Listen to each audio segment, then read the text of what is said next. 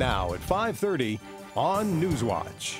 Athens County Commissioners have decided they won't be gassing dogs anymore. The Ohio Highway Patrol has released video from a quadruple fatal accident last week. And Ohio men's basketball is set to begin MAC tournament play. Broadcasting live from WOUB TV in Athens. This is Newswatch. It's a good day for dog lovers in Athens County. Good evening, everyone. I'm Morgan Lentes. And I'm Katie Doup. The county commissioners decided today that the county will no longer euthanize dogs through a controversial gas chamber method. WOUB's Arborang's Tim Brutengat has more on the story. From now on, Athens County will only euthanize sick, aggressive, and abandoned dogs by injection. This process takes less time and is less painful for the dogs. It's awesome. I mean, we've been working on this since October, and the fact that, the commissioners have finally listened to the citizens of Athens County and that our dogs are going to be treated humanely it's amazing. I'm so happy. Robles says more than 3,500 Athens County residents signed on to a petition asking commissioners to ban gassing, implement euthanization by injection, and dismantle the gas chamber. There's been a huge amount of public support for this. A lot of community residents have, invested themselves in this issue, and we're so grateful that they've done that. So. Athens County resident Les Cornwell today offered to pay for the dismantling of the gas chamber, and the commissioners accepted his offer, so it will be taken apart. As for the injections, that will be implemented starting tomorrow. Amarins ten Bruggencate, WOUB News. 3 men are in custody on murder charges after a body was found in a burned-out truck last night in Scioto County. 47-year-old Thomas Steinauer, 35-year-old Raymond Linkhouse, and 37-year-old David Gerald each face 1 count of aggravated murder. The men also have been charged with aggravated arson, gross abuse of a corpse, and tampering with evidence. The Scioto County Sheriff says his office received a 911 call that a truck was on fire. Deputies and Green Township firefighters responded and found a body after the fire was put out. The 3 men were the 3 men were being held on a $212,000 bond. They will appear in Portsmouth Municipal Court tomorrow. In other news out of Scioto County, a local man has been sentenced to 15 years behind bars. 46-year-old Sam Jordan pled guilty to the September murder of 46-year-old Kenneth Lane. Lane and Jordan had reportedly been friends for many years but had fallen out right before the murder. The mayor of a Morgan County village is behind bars accused of rape. Prosecutor Mark Howdy-Shell says Stockport Mayor M. Shane Shuster is being held in the Southeast Ohio Regional Jail. Howdy-Shell says Shuster will appear in county court Monday at 1 p.m. He says Shuster already had an initial appearance and bond was set at $1 million. Ohio University police officers are investigating several dormitory fires that occurred in the early morning hours yesterday. Police say a resident assistant in Boyd Hall reported that two room doors and a bulletin board had been ignited on the 3rd floor. Within an hour, the same RA reported that 2 more small fires had been extinguished in the men's restroom. Only minor damage was reported. Parkersburg detectives are on the lookout for a 24-year-old who's been reported missing. Kayla Blow was last seen on 13th Street on Saturday between 3 and 4 a.m. She was wearing dark blue jeans, a gray t-shirt under a black button-up shirt, and white Nike shoes. The black shirt was a UFC shirt with tribal designs. Blow is about 4'11" and 100 pounds. Parents in Cabell County are now facing the consequences of their children skipping school. Parents and students in truancy trouble were back in court, where Judge Paul Farrell followed through with a stern warning from last week. Farrell lectured 45 students who have missed school frequently to quit skipping. 14 of those students ignored the ruling and skipped the very next day. The Cabell County Assistant Attendance Director says about 8 students will be removed from their parent or guardian's custody and will be placed in foster care. The students who weren't put in foster care will have to go on a learning center from 3:30 to 8:30 p.m. after school to catch up on their studies. The parents are facing misdemeanor truancy charges and will have another hearing next week.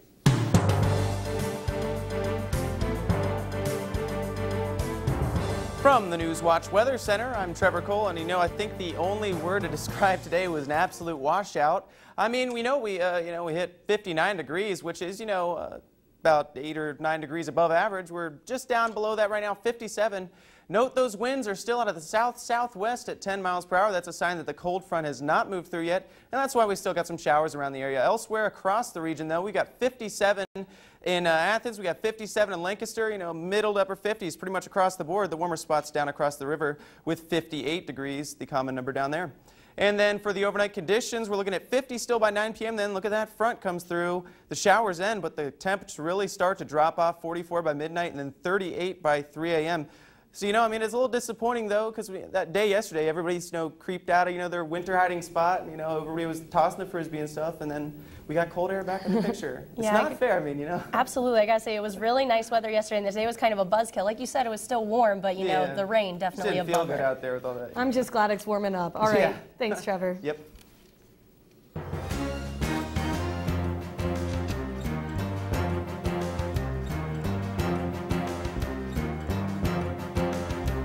The Ohio Highway Patrol has released a dash camera video showing a wrong-way interstate driver seconds before a crash that killed the driver and 3 Ohio sorority sisters.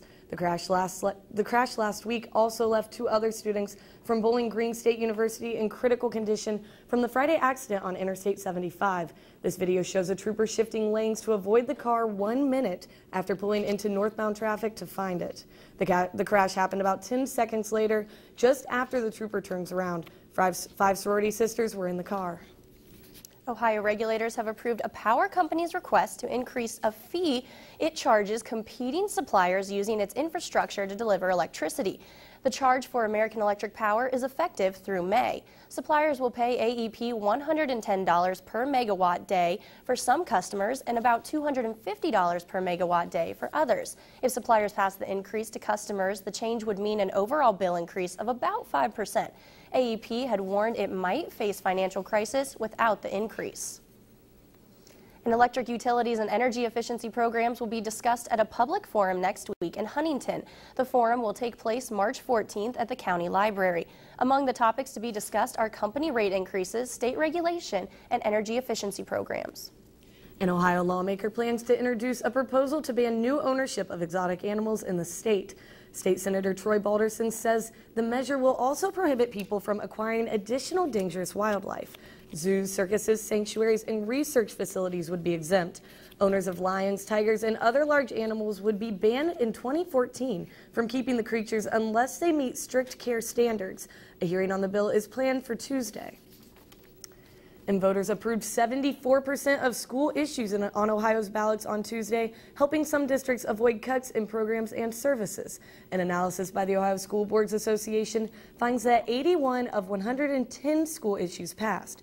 The group's executive director says 51 of 53 existing school taxes were renewed, while 30 of 57 new levies were passed.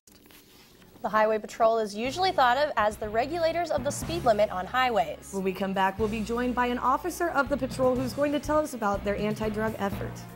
And high gas prices have governmental leaders worried. That's next on Newswatch.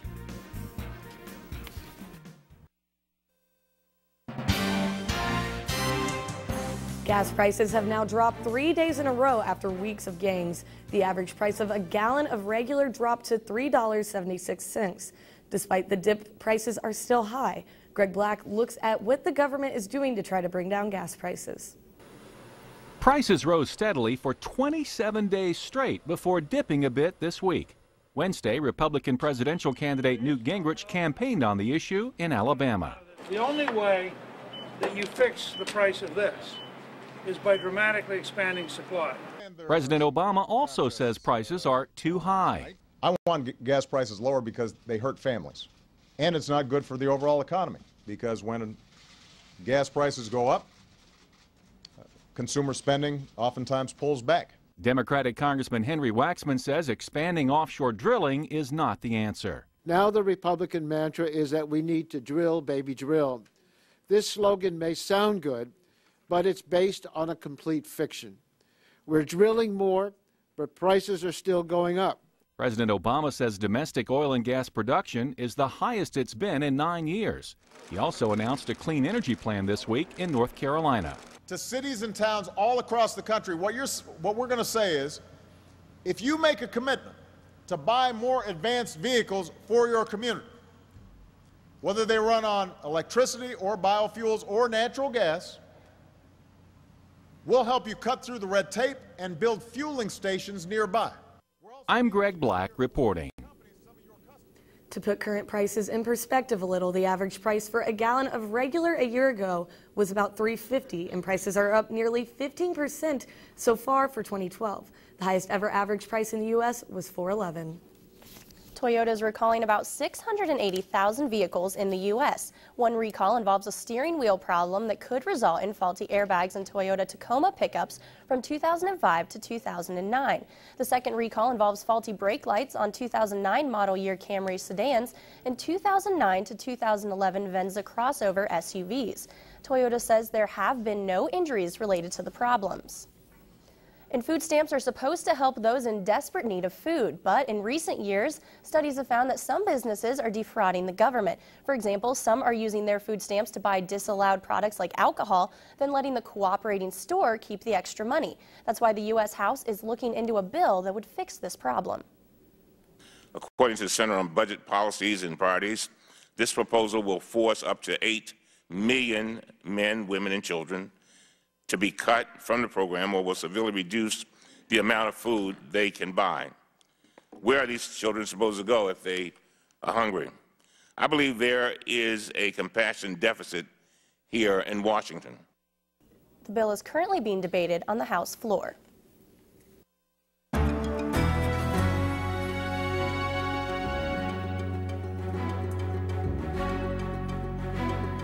State troopers are now being used to fight the war on drugs, especially on Route 33.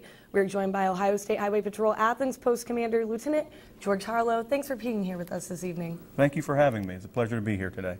Now, what are your troopers doing different from before in your anti-drug patrolling protocol? Well, actually, not a lot operationally. We've increased our training and are emphasizing the importance for our troopers to look beyond the plate, to look beyond the reason for the initial stop, and dig a little deeper if something seems wrong, to explore that a little bit. But I think the most important thing that we're doing differently is our information sharing among agencies, between local, county, and even federal agencies. We're sharing a lot of information.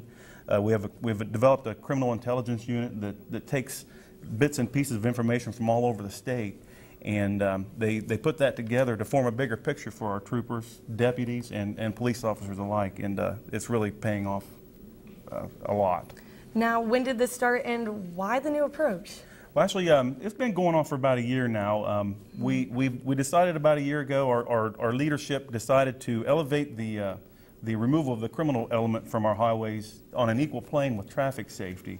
And what we're finding out is that traffic safety, when we do traffic enforcement well, that leads naturally to criminal investigation, to drug interdiction. And when you put it all together, it just equals a safer Ohio. So it's working out very well. Does this mean you're putting less emphasis on traffic safety in order to put more emphasis on the drugs? No, absolutely not. And like I said, we've put it on equal plane. The traffic safety, the enforcement of motor vehicle laws is still on this. It's still important, and it's something we do each and every day. But we do it now with that criminal element in the backs of our minds, and we're looking for it. We're looking beyond the reason for the initial stop, and really digging in when we see something wrong, we're acting on it, and that's the difference. Okay. Now, more drug busts means more court cases and trials, and troopers must go to testify. So doesn't that mean there's fewer troopers patrolling? Actually, no. Court's not as common as one might think, especially when it comes to drug seizures. Normally, courts, once the constitutional issues are settled, once the courts are certain that the defendant's rights weren't impaired and weren't violated, and that constitutionally the stop was clean, normally there's not a lot of trial after that. Once a judge is satisfied that the Constitution was safeguarded, there's a lot of guilty pleas after that. And just briefly, what's the big deal about U.S. Route 33, and how did it get the nickname Heroin Highway? As I consider that, I think of the explosion of heroin all over the state, and I really don't believe that the heroin problem is exclusive to U.S. 33. I think what we have is a problem statewide with increased heroin usage. In fact, the first 6 weeks of this year, in the first 6 weeks, our troopers have interdicted, have confiscated more heroin than they did all of last year. So heroin has exploded onto the scene. So it's everywhere. Yeah, well, Lieutenant Harlow, thanks for being here with us this evening. Thank you again for having me. The deadline has arrived for private investors who are owed money by Greece to say whether they'll take part in a deal to accept a lot less money. Initial results are expected early tomorrow, but there's been a lot of optimism today that a large number of investors would sign on the deal. That deal is aimed at avoiding a Greek default. And the good news out of Greece had a positive impact on the U.S. stock market today. And to add that hope of improving job figures from February, and the Wall Street ended the day on a definite high note. Here's a look at stocks of local interest.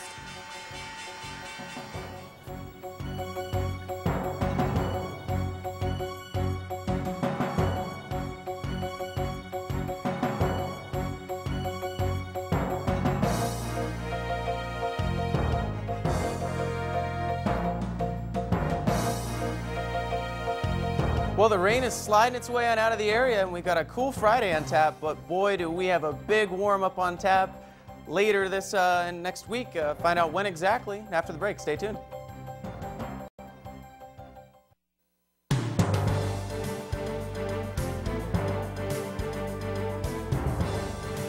From the Newswatch Weather Center, I'm Trevor Cole. Let's jump straight to things here and take a look at the current conditions. We're at 57 right now with winds out of the south-southwest, and those are, allowing temperatures not to really fall just yet across the area. Once those switch out of the north, though, that's when that front will be coming through, and that's when we'll start to usher in the cooler temperatures. Taking a look at what's going on across the region, you can see lower to middle 50s, even some upper 50s showing up down here across extreme southern sections of the state, right along the river where they tend to run a bit warmer. But other than that, pretty routine temperatures across the area. And actually, before we get to the main weather, I wanted to point out a couple things. I'm sure we've all remember what happened last Friday was a absolutely historic tornado outbreak for much of the lower Ohio Valley and much of the Tennessee Valley. In fact, the current tally right now is 131 tornado reports. Just to put that into perspective, the average month of March usually features, for the entire month across the entire country, 87 tornadoes. So this was absolutely an unbelievable day from a forecasting standpoint, and unfortunately a lot of people's lives were flipped upside down with this one, and we just need to keep them in our thoughts and prayers over the next few days. It's a really tough journey for what they're going through right now on the road to recovery. It's going to be a long, slow road. Taking a look at what's going on with the almanac though right now, 59 is what we did today, 30 for the low, above average for the high, but right around average for the low. Boy, if you thought yesterday was warm, we were 81 in 2000 on this date, so it has been a bit warmer in past years. Taking a look at the precip tracker for tonight, and you can see here's that front that I was talking about. It's sliding its way on eastward, and that's going to allow for the rain shower activity to end, which is some good news, and allow, unfortunately, the cooler temperatures to temporarily make a return to the area. For tomorrow here, there's that secondary cold front right there, and that's the one that's really going to usher in that blast of cold air, which will also be associated with the change of wind direction from that high pressure system. It's not going to be cold air, upper 40s, slightly below average for this time of year, but right around normal. And then for tomorrow night, that high pressure area remains in control. The rain is completely out of the region, and then for Saturday, status quo pretty much, though Saturday is the day when we begin to finally moderate a little bit. Taking a look at tonight, 32 degrees. All the precip will be out of the area, so I'm not worried about any frozen precip. And with the warm ground and warm temperatures as of late, none of that rain's really going to freeze with temps around freezing. And then for tomorrow, 49 degrees with mixed clouds and sun. There's an isolated chance for a shower north, but that'll pretty much be at our extreme northern counties of the viewing area. There's that wind switch northwest at 10 to 15 miles per hour. It's a little bit of a breezy out there. And then for the 7-day outlook, you can see we'll have, that cold day or cool-ish day, if you will, for Friday, 52 for Saturday. And look at that. Temperatures just really skyrocket. I can't even believe some of those numbers that I was forecasting, but believe it or not, those are a bit lower than some of the model guidance that I'm reading. But I didn't want to go exactly with what that was showing, because some of those models were showing upper 70s. But hey, around this time of year, 71, 73, and 70 for Tuesday, Wednesday, and Thursday, respectively. A couple showers around, but that doesn't get much better than that, does it? This is unbelievable for March. Really, it is. Absolutely, yeah. I can't believe it. So the groundhog was right. Yeah, and I think Mother Nature's going to throw some curveballs for finals week, because people aren't really going to want to be doing that. They're going to be outside. Absolutely. Enjoying the warmth. Thanks, Trevor. And now, Justin, big day in the football world. I understand it's pro day? Yeah, they held it today for Peden Stadium, and big opportunities for some select guys hoping to jump to the big leagues here. It's actually the last chance for some Bobcats to impress the scouts before April's draft.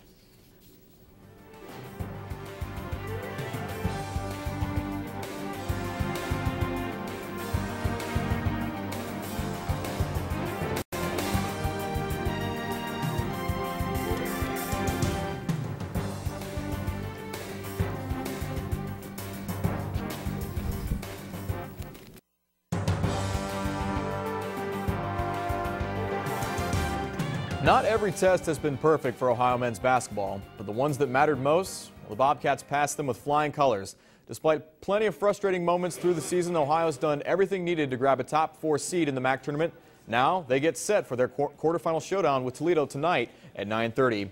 Joining us live from Quicken Loans Arena in Cleveland is WOUB's own Blake Brody at the heart of it all. And Blake, certainly some rocky moments for this team in this season, but they finished strong, and now a team that's played their best ball at home all year has to go to a neutral site from here on out. Yeah, Justin, Ohio playing its best ball of the season right now. Ohio winners of 5 of their last 6 games of the regular season. And during that time period, they won a couple games on the road at Buffalo, you remember, also at Miami. So they've cured some of those road woes that lingered throughout most of the MAC season. They're playing their best basketball at this time of the year, which is the best time of the year. If Ohio's going to make a tournament run to the NCAAs, it's going to have to come right here at the Q, and Ohio's playing their best ball. They're a team on a mission right now, Justin, to punch their ticket into the big dance. Right, Blake. Now, to do that, they're going to have to knock off Toledo. They certainly earned their trip to the game with Ohio tonight with a big win over the Chippewas yesterday, but they also got a big win in the regular season over Ohio. Certainly, the Bobcats have to tweak some things to avoid that same fate against Toledo tonight.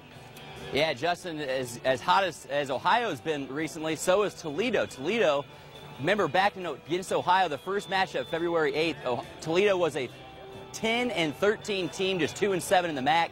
Since that victory over Ohio, Toledo has won 7 of 9 to catapult them to 7-9 in the conference. They've won a couple games already now in the MAC tournament, so there's a team that's really hot, led by Ryan Pearson. This guy was a snub off the first team All-MAC team, and you can tell he's playing with a chip on his shoulder, especially MAC tournament time. He destroyed Ohio in the first matchup, 18 points, 17 rebounds. Walter Offit, Ricardo Johnson were the primary defenders on him the first time. Expect a change in the game plan as he abused them the first matchup. If Ohio's going to beat Toledo, they got to stop Ryan Pearson. All right, Blake, certainly the biggest test for Ohio all season starts tonight with the Rockets. Thanks for joining us from Cleveland. Well, in action last night, Western Michigan toppled bottom seed of Northern Illinois, I should say, in the rest of MAC tournament action. They knocked off the Huskies 71-54, paced by 19 points from Mike Douglas. The Broncos ripped off a 17-1 run out of halftime to bury the Huskies. That earns Western Michigan the right to play the number 4 seed tonight in Kent State. The Golden Flashes come in with a 10-6 conference mark, but are staggering after dropping 4 of their last 5. The winner of tonight's game gets a date with top-seeded Akron tomorrow. Well, from a group ready to start their final exam to another in the midst of their job interview, Ohio football held its annual pro day today at Peden Stadium with a host of Cats with NFL dreams showcasing their talents to league scouts.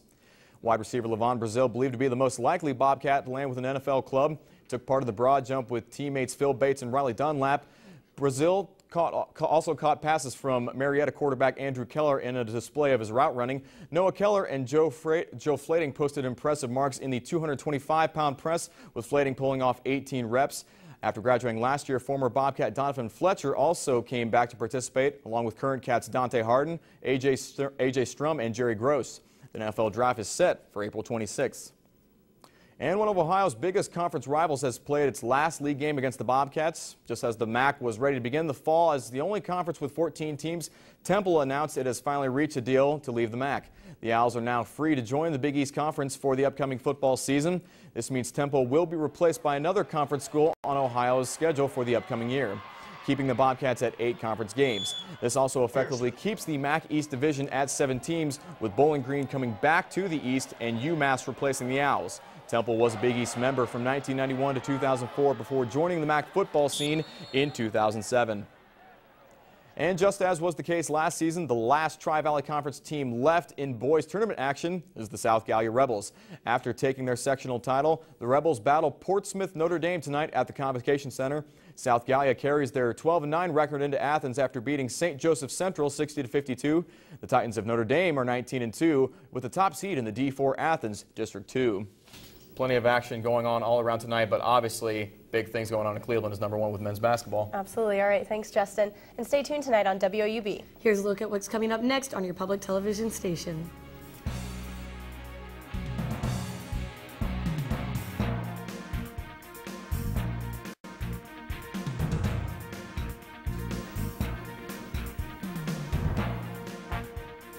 Well, when a student goes off to college, they often try to find ways to come up with ways to meet new people. Well, an Ohio University student found a great way to do just that. He installed a hot tub with automated jets and a temperature control system in his dorm room. He had it up for about a month until the university asked him to get rid of it. They are concerned about student safety, but he plans to fight to keep the hot tub.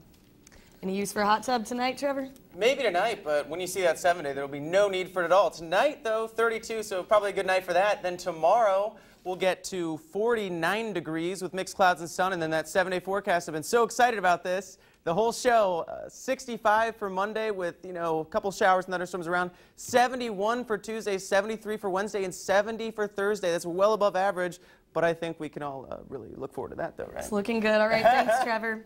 And that does it for our broadcast on this 8th of March, 2012. Thanks for watching. For Trevor Cole, Justin Sampson, and Morgan Lentes, I'm Katie Doup. You can get the latest news and weather on the WOUB Radio Network, and you can view our program anytime online at WOUB.